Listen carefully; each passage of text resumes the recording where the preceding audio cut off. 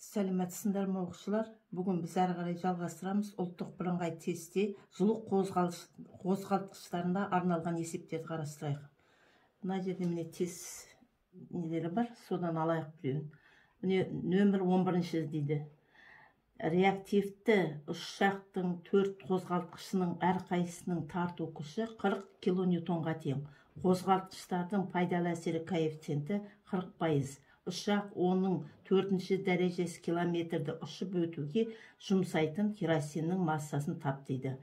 Керосиннің жану жылуы 46 көбейту оның 6-ші дәрежесі джоуль килограммға тең. Енді осы есепті шығарып көрейік. Бұл есеп жылу қозғалтқыштарына беріліп отыр. Енді жазамыз, шартын жазып алайық. Берілген дейміз, пайдалы әсер коэффициенті 40% дейді. Естен оның 4-ші дәрежесі километр. Отынның жану жылуы 46 көбейту оның 6-ші дәрежесі джоуль бөлінген килограмм. F тең болады 40 кН-ға. Енді бір жүйеге келтіріп алайық. Бұл жерде километрді метрге айналдырамыз. Оның 4-ші дәрежесі километрде, оның 7-ші дәрежесі метр бар. Жазып алдық. 40 кН-да 40 көбейту оның 3-ші дәрежесі ньютон болады. Енді жаңа ғана сендерге айтып кеткем, біз бұл жерде 3 формула қолданып кетеміз.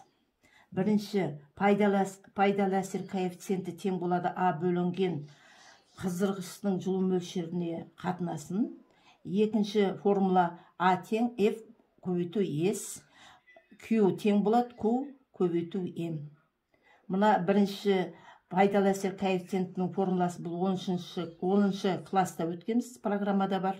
Мына екі соңғы формула біреуі 7-ші класста өткенбіз, екінші формуланы 8-ші класста өткенбіз. Осы 3 формуланы қолданамыз. Енді жазамыз, пайдалы әсер коэффициенті А бөлінген Q дейміз. Енді А-ның орнына біз F көбейту S қоямыз. Мына формуланың несін мұнда қоямыз, F көбейту S дейміз. Q бізде кішкентай Q көбейту M, оны мына ненмен алмасып мына жерге жазамыз. Енді осы жерден біз екі шеткі мүшеден массаны тауып аламыз. Массаны табу үшін біз F-ті көбейтеміз S-ке бөлу пайдалы әсер коэффициенті отынның жану жылуына көбейтеміз. Енді массаны табу үшін сан мәндерін қойып шығамыз. Сан мәндерін қойып шыққан кезде жуықтап алғанда 87 тонна шығады. Жауабын байқайық, бұл жерде бар ма екен? Так, 14 дейді, В. Міне, Еде тұр. Жуықтап алғанда 87 тоннаға тең болады екен. Сонда міне жауабы 87 тонна болып шығады.